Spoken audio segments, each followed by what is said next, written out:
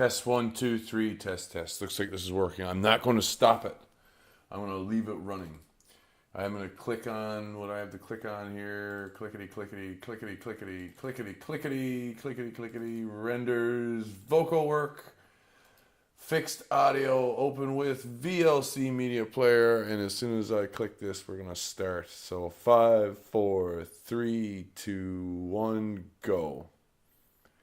And the video's playing. I'd like to welcome you back to episode 3 of Let's Play Minecraft. My name is James PFP, and we're loading into the world known as good old... Welcome back to Makabe. Hey, Makabe. I had to get really technical in order to get it to say that correctly, but I did. I got it to do it. So, the last episode was several days ago. It's like 2 o'clock in the morning on, what is this? This is 54 Wednesday. And, yeah, when I say 2 o'clock, I actually mean it's like, I think in percentages. It's been several days since I last did an episode, and the reason for the delay in the release schedule is that I recorded what we are currently watching several days ago, but it's taken me this long to get back to editing it and putting it to rights because I tried to get a little too technical with my production and record my voice as I was playing the game, and not this game in particular. I tried it with a game that didn't actually even have sound, and the more I tried it, the more I managed to bork up the system, the computer system I was using, so the audio eventually stopped working nicely at all, which, you know, is just friggin' gross. That's life. As a result, though, I did have a little bit of time while putting everything back together again with my, capable knowledge and affinity for Blender. When I was putting it back together, I had time to think about some of the talking points in brief that I wanted to use for the space of the video here, because again, it's over 50 minutes in length, and we're watching me playing Minecraft. The idea of today's episode, I'm going to kind of lay it out for you here. We're going to be doing trips to the last places that I've already explored. So this will be laying out the remainder of basically the distance that I've covered in the world. The first part of the trip is necessarily to the Nether, which we just stepped through the Nether portal. And to get to the talking points in brief now as we enter the Nether, where you can see we're quite literally in a hellish kind of terrain. This first part is all about how to meander like a pro. I first discovered that secret passageways were very real at age 10. I was living at the time in the United Kingdom. I'd moved there at the tender age of 8. This was several years ago, and if I was to use the calendar system which I use today, I would say that I was actually 2.5 years old at age 10. But anyway, the location that I learned about secret passageways was at an abbey in the southeast of the United Kingdom on one very memorable New Year's vacation, I suppose I could call it. And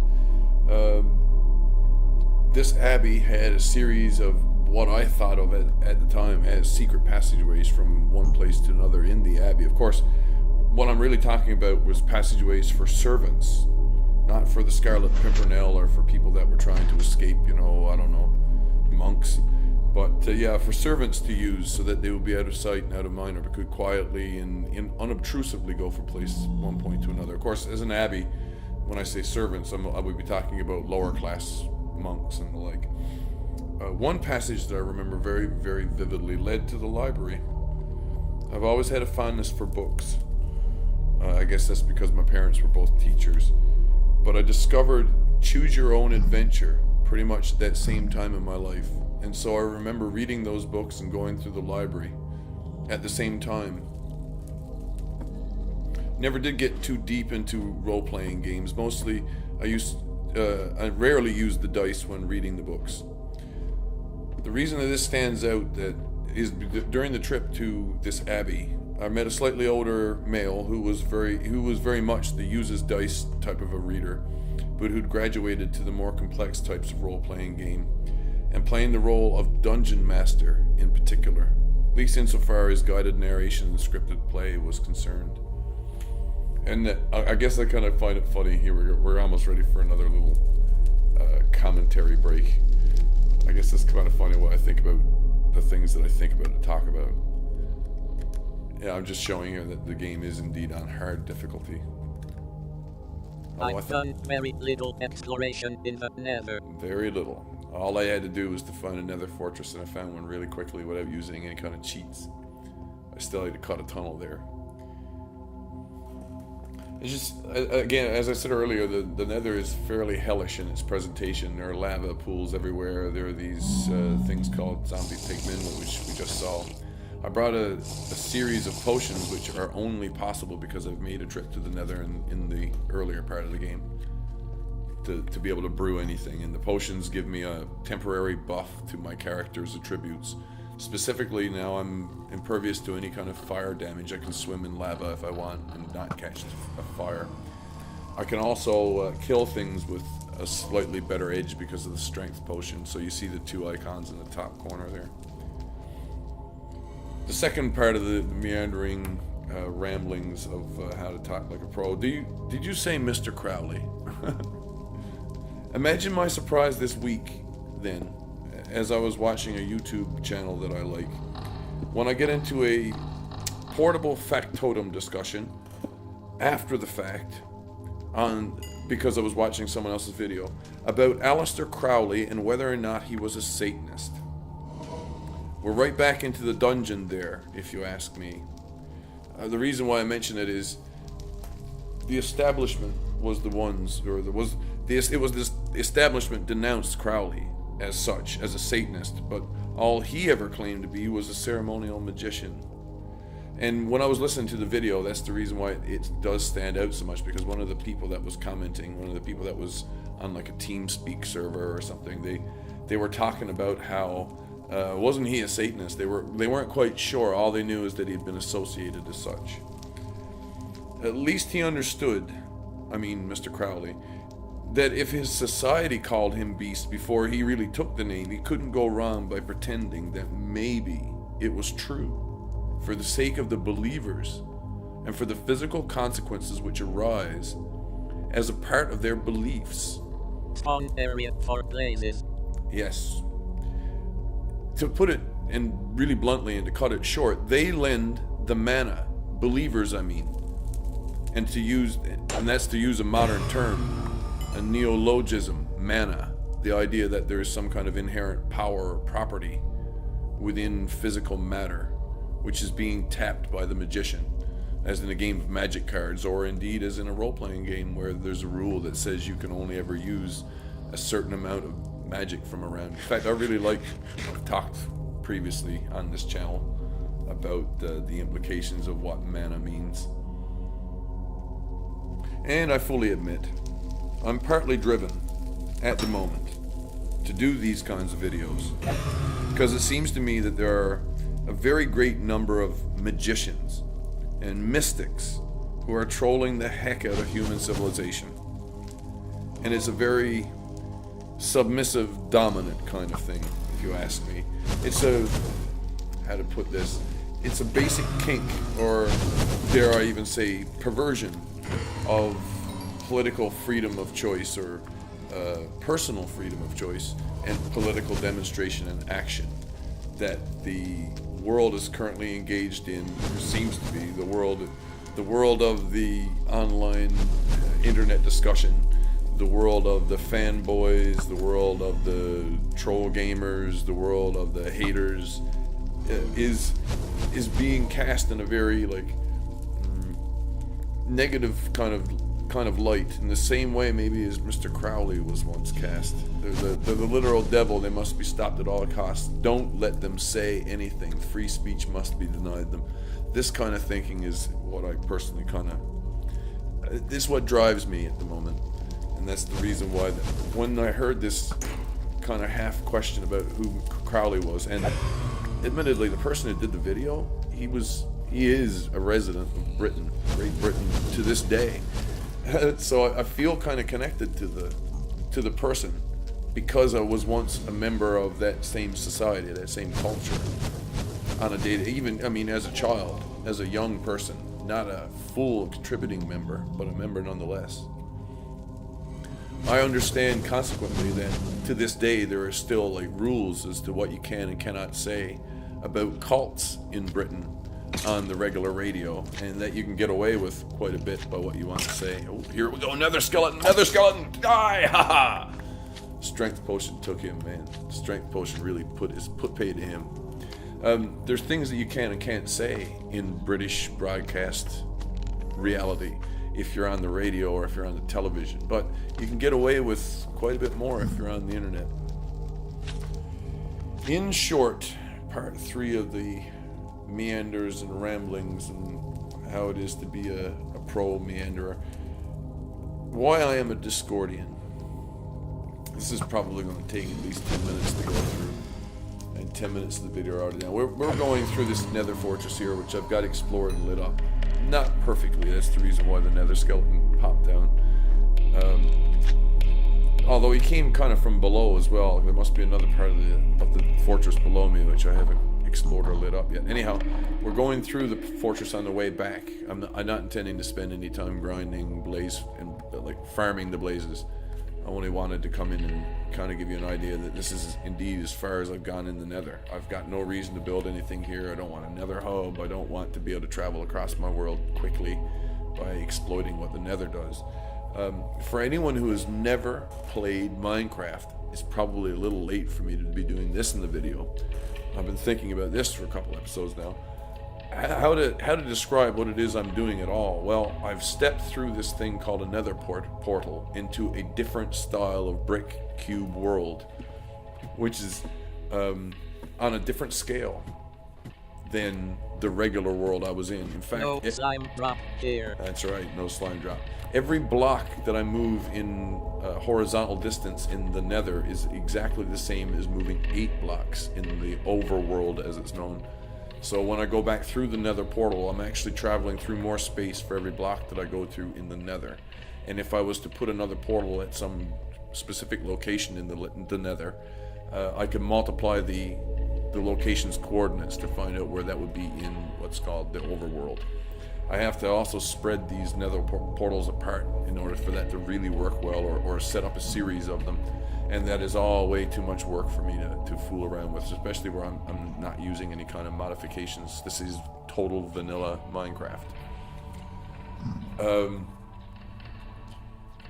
There are a bunch. For nether wart. That's right. Nether wart is what I come here to be able to brew with. So I have to go into a nether fortress like we just left and find that growing red plant that was at the bottom of the stairwell, and bring it back and farm it to a large extent, because that's the only thing of any kind of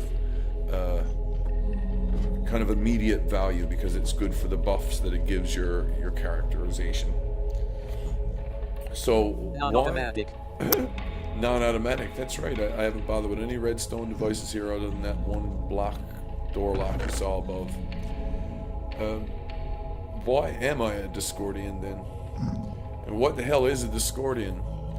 Well, in the same way that Aleister Crowley started up his own religion, it was called Thelema. Crowley himself was one of a very large number of people in the 20th century who found it compelling to form fellowships with other human beings, and when they were doing so, to exercise political power by having that fellowship. The Discordians are a subset of Crowley's thought to some extent, in the sense that he didn't see the need of joining traditional groups. It was possible to form associations that were entirely new, even though they might not be exactly new. They could be formed around people who had very similar ideas about classical thought, for example, or Greek history or something. And essentially that's how the Discordians came together. One of their later number was very much a fan of Aleister Crowley, which is sometimes why Discordians end up talking about magic as much as they do.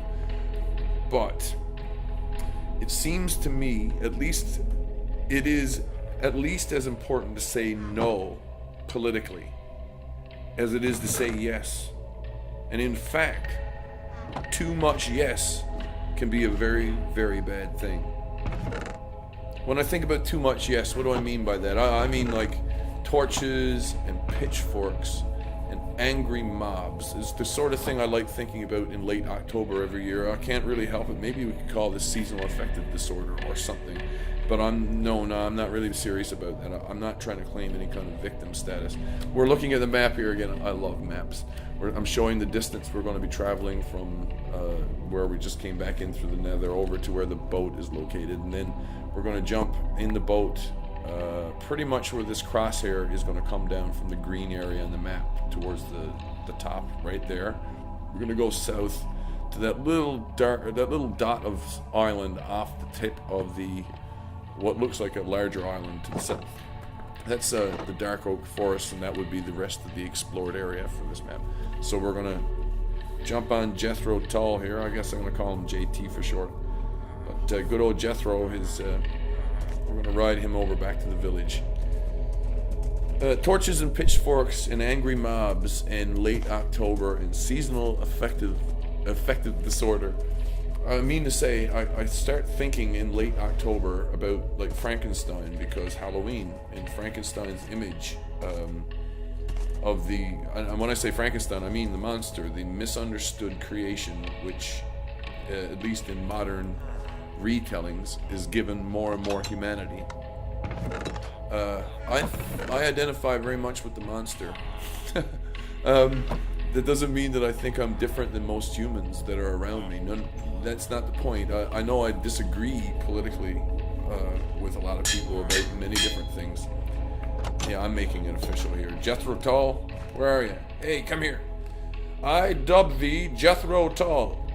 Now, we'll call you JT for short, okay? What was I saying anyway about Discordianisms and pitchforks and angry mobs and stuff? Often there is no more likely outcome when it comes to too much yes than physical violence when a large and self-righteous mob confronts a contrarian, someone who's standing up against them. The moments in human history that stand out to me the most are often the ones where some, dare I say it, lone, contrary-minded person stands up to a howling mob, perhaps in defense of somebody else. And the people who whipped that angry mob into a frenzy. The angry mob wasn't that angry until some agitator or another decided to get them to get to that anger level. These events, these sole individuals, these lone contrarians, as it were, they're quite rare, and they're also, more often than not, quite fictional. That doesn't mean that they lack meaning as a fictional entity.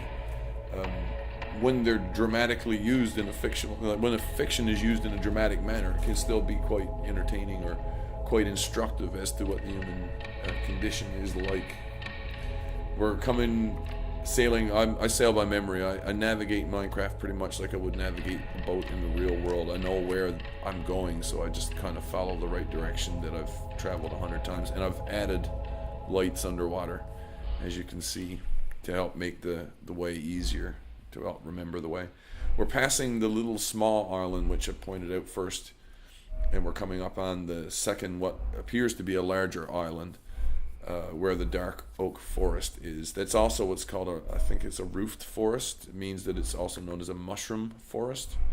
So mushrooms that are naturally spawning here don't only exist as little small mushrooms like we've seen in the rest of the world. They're actually mushrooms that are the size of regular trees. The person who stands up to a howling mob, and of course in Minecraft these things are called mobs. One of the rules of Discordianism I admire while not enjoying it is this one.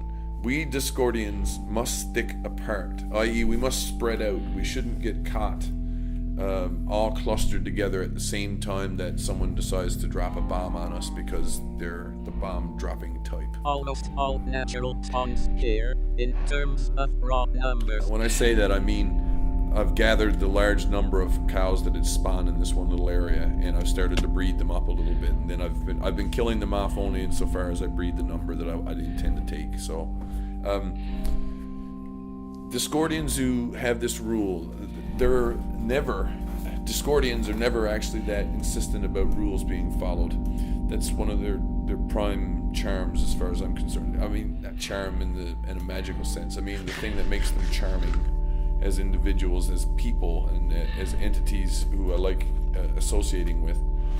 Because they like sticking apart, they tend almost invariably to be the kinds of people who will stand up for the underdog who needs someone to stand up for them, the misunderstood alien, the monster who isn't actually a monster, he just appears different.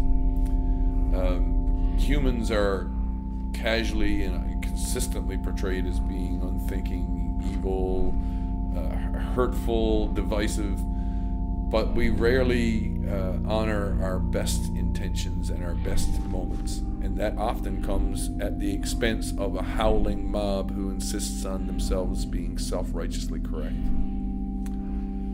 Another rough rule I appreciate is this: true communication is only possible among equals.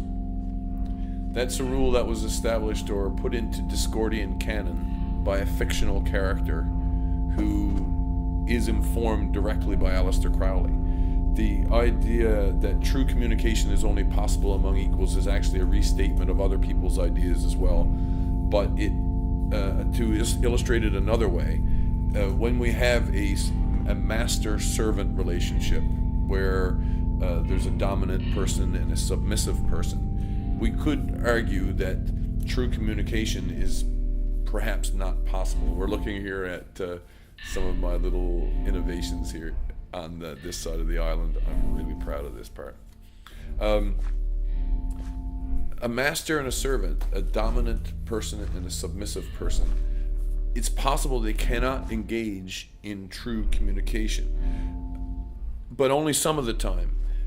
Indeed, another part of the time, there are subs and doms who have worked out an agreement between them where they are equals first, and where they establish where the rules are for who's dominant and who is submissive. That is obviously way closer to true communication in my understanding. It involves some kind of a contractual agreement. It involves a clear understanding which both parties are feel they're well served by, and that they receive something in return for their concessions on that agreement.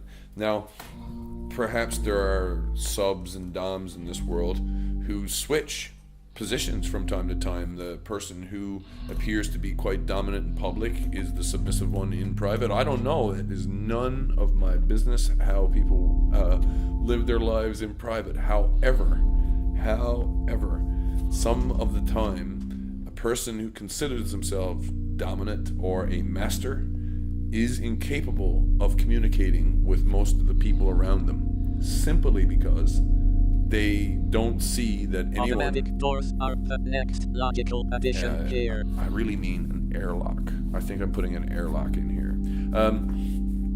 Sometimes the master is incapable of understanding any of the people who he considers submissive, or like servants around them.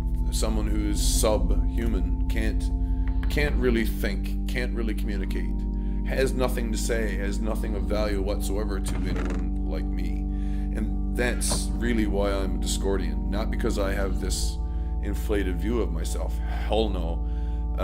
In fact, because I This say... island came with one dark oak tree. Plenty more saplings nearby. Plenty more saplings. And all spruce from that continent. Over across the water there, across the water on that island, or the top of that mountain, there's spruce. I guess there's a taiga biome.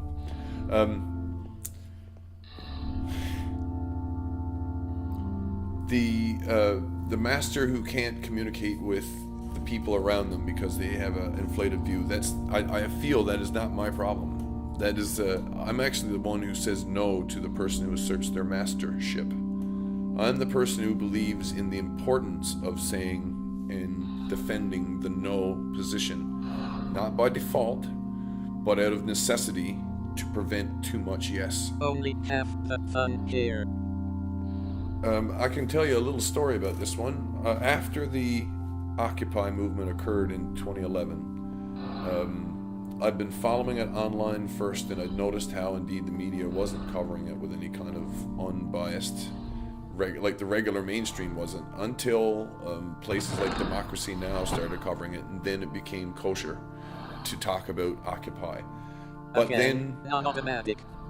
I was living in a place where the actual protests started becoming visible about a month after the New York thing had been underway.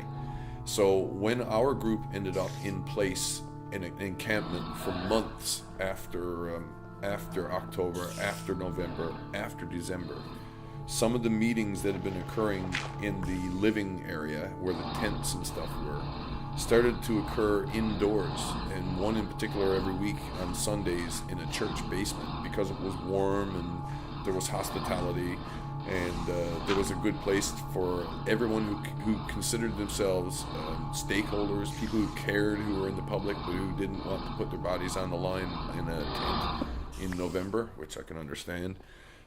They had a place to be engaged and to also have their voices heard, because their voices are very much a part of whatever discussions I think were forthcoming. However, something I heard there, which had a real big effect on me as I heard it, was a person who I knew I disagreed with on many smaller issues. But he once made a statement about the nature of positive feedback, which utterly staggered me. It was so honest, so true, and so normally overlooked in the environment that we were in. And this is what he said.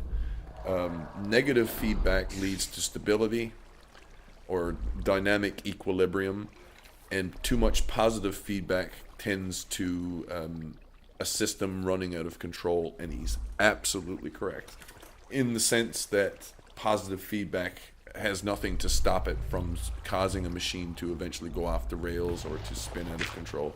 He was absolutely correct.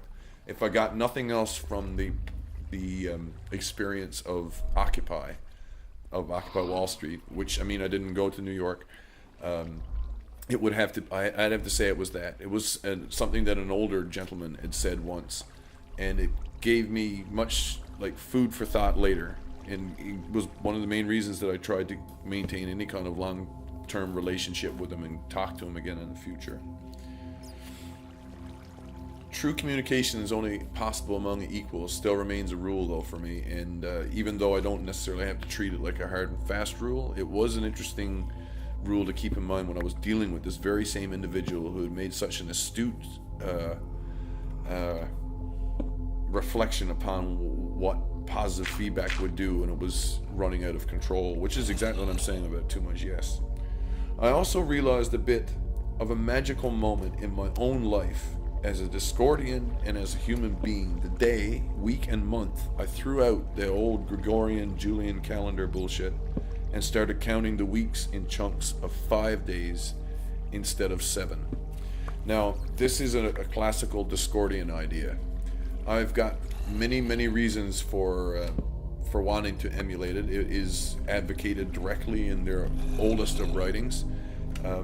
When I consider ancient calendars of other types, i.e. ones that aren't Egyptian, that aren't Mayan, like the old Greek calendar, for example, I can see some of the harmonics showing up again. But the Mayan calendar also used a harmonic of 5, and hey, the Egyptians also liked the 5 thing, which is why they used 360 days and then 365 after Ptolemy.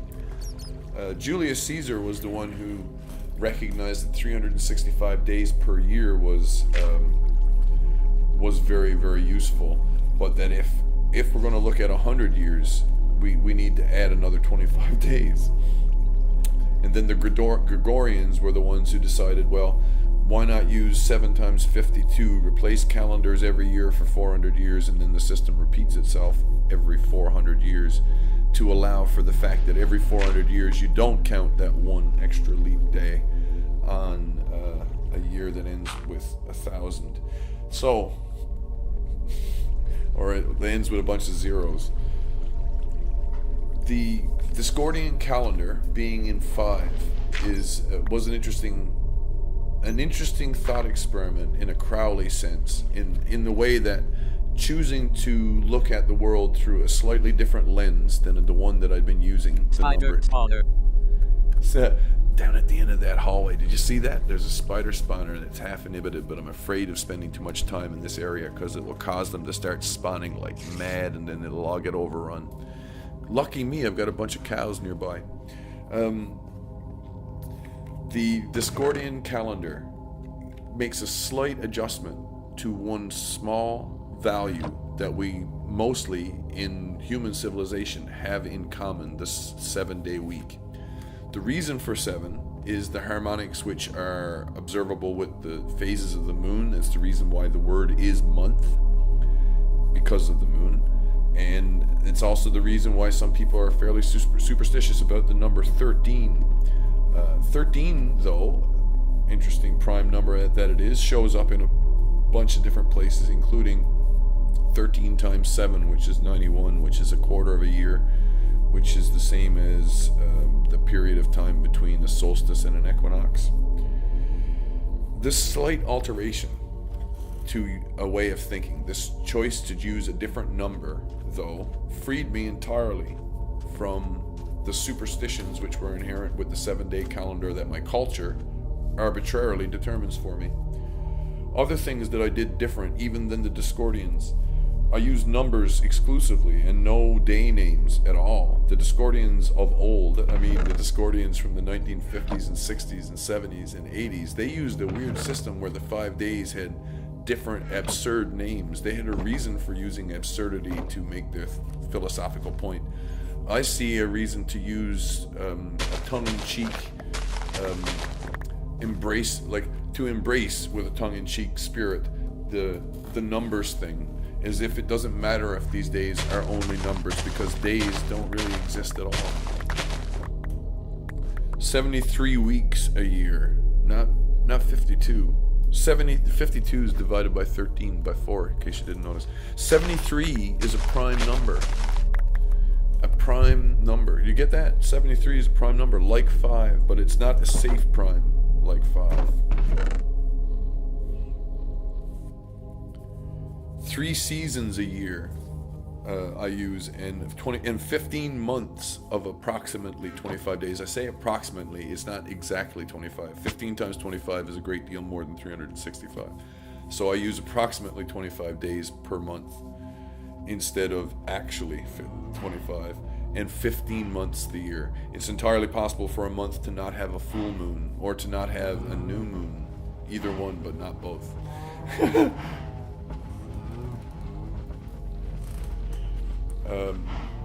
I said it was 3 seasons a year. Let's just listen to this for a second. I might even overlay this, and we're going to breed some cows in the background, and we don't really need to pay attention to this. Actually, 3 seasons a year, and I want you to pay attention to the numbers here that I've used in laying out 3 seasons a year. I use week numbers first, then a colon, and then a number for the day of the week. So the first season starts on 01's day and lasts until 24/5's day. The second season starts on 25/1's day, the 25th week of the year, and ends on 48/5's day. The third season of the year begins on 49/1's day and ends on 52/5's day. This counts for the 3 periods of the year. But notice how nice and neat mathematically the square relationships hold for Earth's orbit if we use 3 seasons instead of 4. Just look at the numbers and how they square up on the very first column, the week column. The first 125 days is 25 weeks. The next 24 weeks gets us to 49, so that's 7 and 5 squared. I kind of cut the difference between both calendars with that little trick. Discordianism. So I've got a calendar, consequently, which I didn't actually invent entirely on my own. It's a derivative thing, but it's derived from an open source idea, one which existed before open source was even a thing. fact, the only thing that existed at that time was just a silly belief that information should be free, period, for everybody, including information that might be absurd or untrue, but at least you could check and find out whether or not it was absurd and untrue.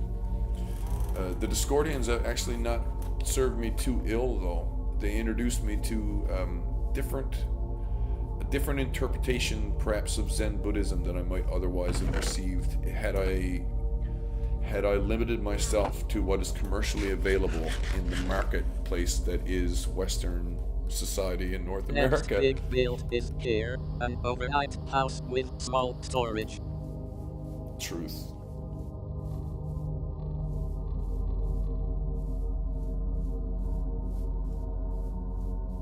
I enjoy being a Discordian on a part-time basis. I don't insist on being one on a full-time basis as if it was a religious distinction. That's like a part of my actual identity, my culture. It was something I was born with and I can't change.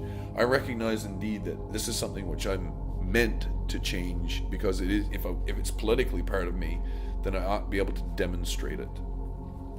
So to get to the fourth part here, as we get ready to cook up some of this meat, how to use a referendum to ID fascists. I was thinking about this earlier today. I was thinking about how it's possible to illustrate how too much yes, i.e. a win in a referendum, which is 100% yes, is impossible without some seriously shady tampering and quite obviously foul play, i.e. fascism. Now, how do I illustrate that?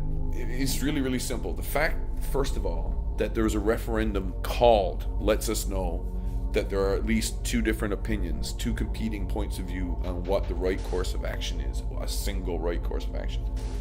So when we end up with a situation where not even the proponents of the no camp have their votes registered, when their no voice doesn't count at all, when they disappear, when they back away, when they don't vote, then we know there's some seriously shady tampering going on. And if I had to pick a reason for that kind of shady tampering, I'd have to blame fascism. Similarly, or actually conversely, like a converse corollary, if I 100% no is likewise impossible. But yes campaigns hate recognizing clear majorities, so they continue to seek referenda until things change the way they want. I really like the thought of this being an underwater base area. Me too. So they continue to seek referenda until things change, or they subvert local opposition groups, one group at a time, until they can change the results. Gosh, the Democrats in the United States of America seem intent on hiding this fact a little too late in this election cycle. And I'd also like to welcome you to Canada, where I'm recording this. Well, part of Canada. Where else to find such a flat expanse? No mobs. I'm not entirely sure. I'd like to welcome you to Canada, where referenda are likely to be much more carefully worded than one might otherwise think. That's kind of a reverse corollary, again, to what I've been talking about, which is that the yes camp and the no camp, part of the whole battle, once the referendum is even decided upon that we're going to hold a referendum, is how to properly, quote unquote, word it. as if there was such a way as, or a thing as a proper wording. But indeed, there actually are proper ways of wording some political questions, because you can load the answer away by using certain terminology to predetermine people's points of view on how to think about something. Do you wish the Satanists to win, for example? Nobody wants Satanists to win. Of course nobody wants Satanists to win. Who the hell wants Satanists to win? Who's worried about Satanists and stuff? Well, strangely I have to mention this. I got up on the go today. I was downtown last night, out in the freezing cold, busking my ass off for a couple of hours, which is my wont on a Friday night often. And when I got on the go today to go and do what I had to do after arising, and I got up onto the corner near where I live, I'd see a familiar sight, which is a bunch of anti-abortion protesters doing their thing out on the corner. And this is why I'm a part-time Discordian. I want to reiterate the point. If I didn't say it already, or I'm pretty sure I must have said it already, but I'll say it again and pretend that I didn't say it the first time. I am a part-time Discordian when it comes to how to deal politically with groups such as the anti-abortion crowd. Precisely because they're freaked out by ideas like Satan is behind a world-controlling conspiracy and that's why babies must die. That's the way they see this. This is Satan doing this. Not science, not medicine, but Satan directly. I look at that as a Discordian and I say, thank goodness I'm at least part-time. So when I'm going to take a stance of some kind, I can properly claim my popehood as a Discordian. But at the same time, I can turn around tomorrow and say, well, I'm also a free-thinking, ideally free-spirited atheist. But I'm not as free-spirited as I'd like to think I am. I recognize my own reservedness in myself, in the sense that I'm not always 100% free-spirited in the way that I behave with the people around me, because I recognize they won't understand me. They don't want to understand me, and some of them are intentionally. Of the explored areas, a painted desert. Some of them are intentionally out to not understand me, and therefore they're going to say things. I only came here to mine hardened clay. That's true. That's all. I'm only here for hardened clay, man.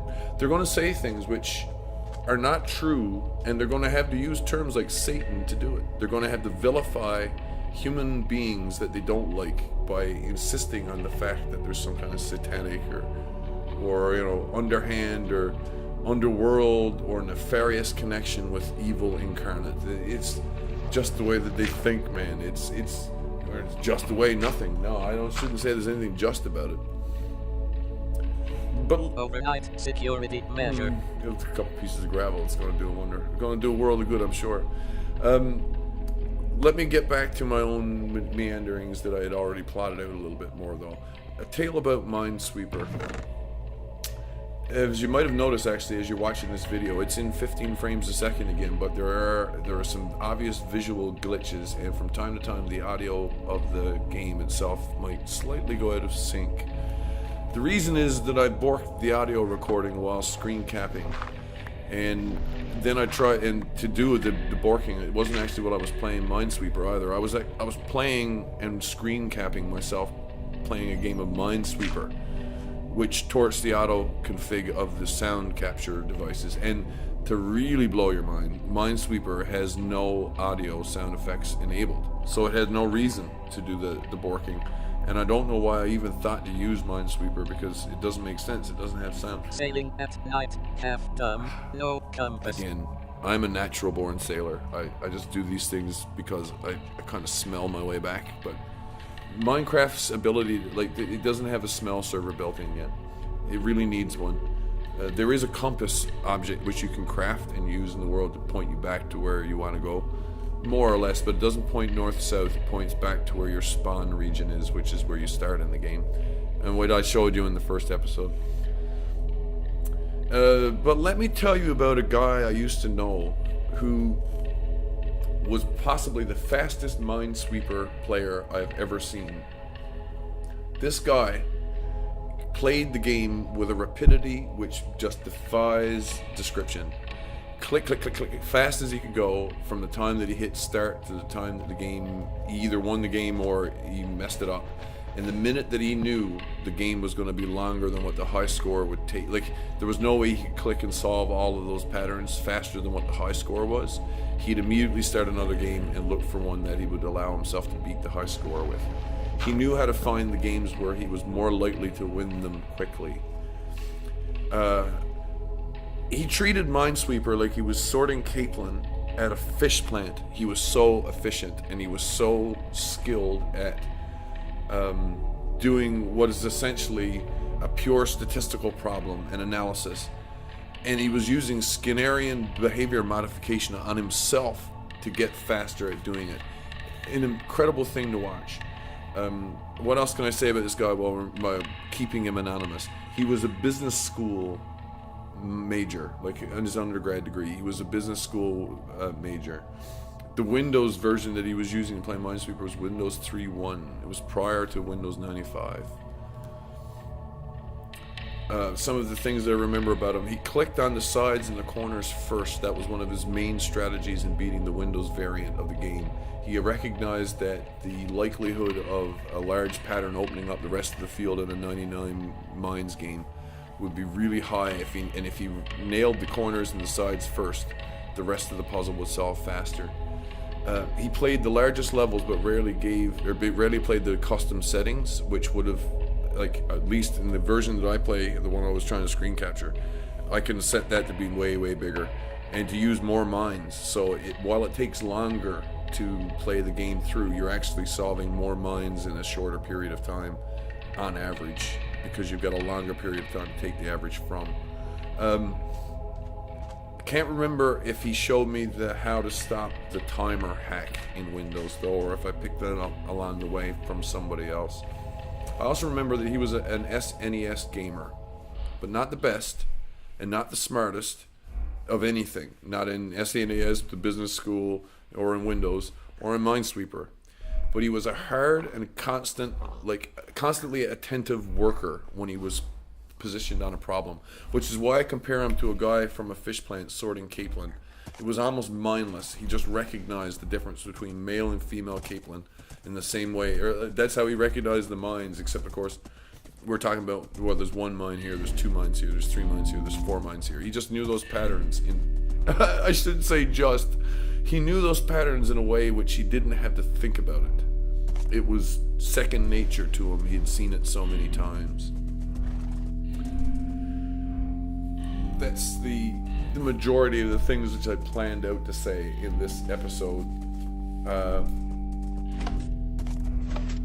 And the reason why it takes me at least this long, we're coming up on like 50 minutes here. We're getting back to Spawn. I've taken you on the world tour. I've spared you all the little, well, maybe most of the little details in between. But now you're about to witness me die. I'm going to die in the game on episode 3. This will be like what, my seventh death. Was not as safe as it is now. It ain't very safe The lighting now. was added later. Yes, the lighting was added later. I think that would be pretty much redundantly obvious. Something I should tell you, I looked back at the statistics that we went over in the last episode. I got a little bit smarter about my statistical breakdown here. Mob kills by day in Minecraft time by mob type, the top 5. Zombie is the one where they're killing here. This is number 2 in the raw numbers killed.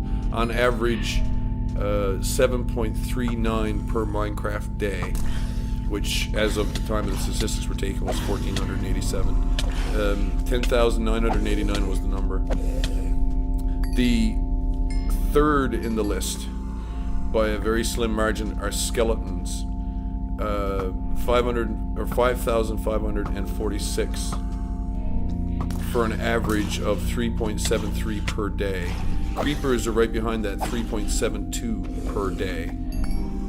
Spiders are 5th on the list, 1.03 or rarely 2 per day. The mob farm, which I've created, that prevents spiders from spawning at all, so it's only ones that spawn in the wild. Therefore, the difference between spawns in the wild and the mob farm is about 4,000 in 1,400 days. The number one mob kills by day, 14.69 slime kills per day. There are other mobs, of course, in the game that don't appear on that list. That's just the top 5. But yeah, the most obvious thing I could have done to actually analyze those statistics would be to break it down at least to an average number per day to get an idea of how many it is that I actually do kill just through the course of regular action. Here's another creeper, so it was like 2 or 3 creepers I've killed. There might be one more, but I don't get his XP. Creeper, I mean. Discordianism. I don't have any friends who are Discordians locally, but I've told lots and lots of people about the calendar. I actually get a bit of a personal kick out of defending the fact that the calendar is provisionally true and part of the way that I prove it is to illustrate that the concept day doesn't exist. The idea that one day is fundamentally different than another day is human, like, I'm this special snowflake at the center of the universe thinking at its worst, in my opinion. The idea that the number of times we sleep in the run of a year on average has any bearing on what is true about reality. Notice I'm using my shield here, but I did not have the sense to take a strength potion or a regeneration potion before I started this, because I could have easily survived this situation if I had only done what I did in the Nether. Here comes an Enderman. Last 2 deaths were to these guys. Oh, I keep taking the hits on my shield, but look, he just scored a big one. And oh, here comes another big one. I'm hitting him 3 times with a big, no, one more hit and I'm out of here. One more hit through the shield and I'm dead.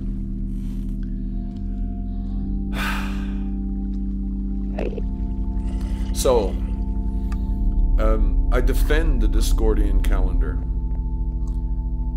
kind of in the same way that I choose to stand up to anti-abortion protesters from time to time. It's because I recognize the people that I'm defending it with, when I present it to them, they're bigoted. They don't want to hear anything which is different than what they expect as quote-unquote normal.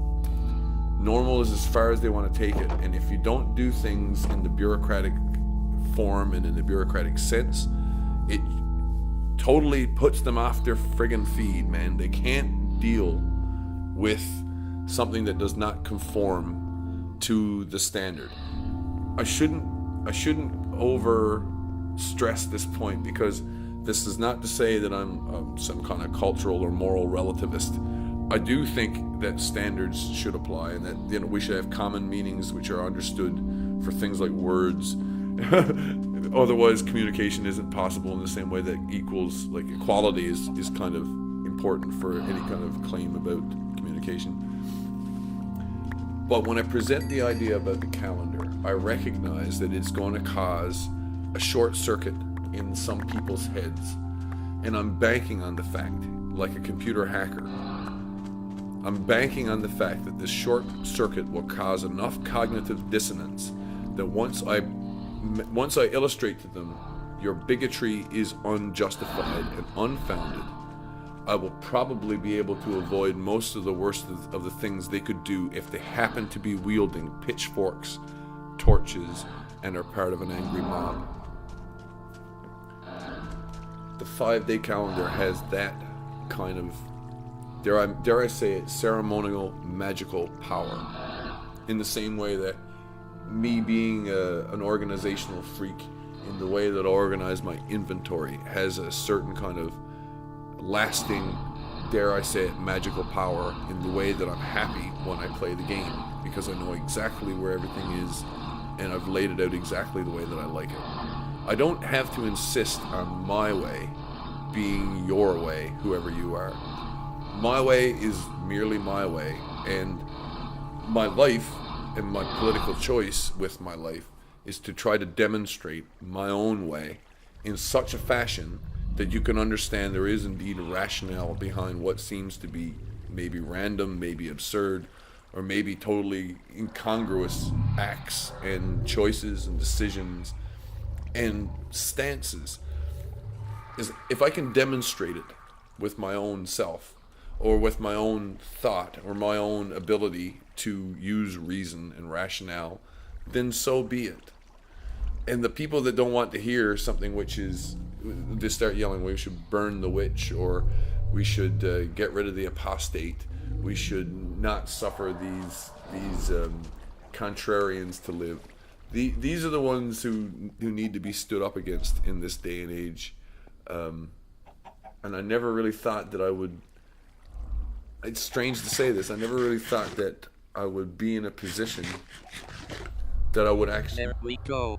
Relatively painless. Yeah, that I would be in a position where I would have most of the tools that were necessary for me to do all of the technical production side of the equation, which is why I was so fanboyish about all of the software I talked about. Next time, skip Skeet shooting 101. Redstone You darn right. included. Which is why I was talking so much about software the last time, and why indeed I will be showing more about what I think and what I can do in Minecraft the next time. Thank you for watching. James PFP signing out.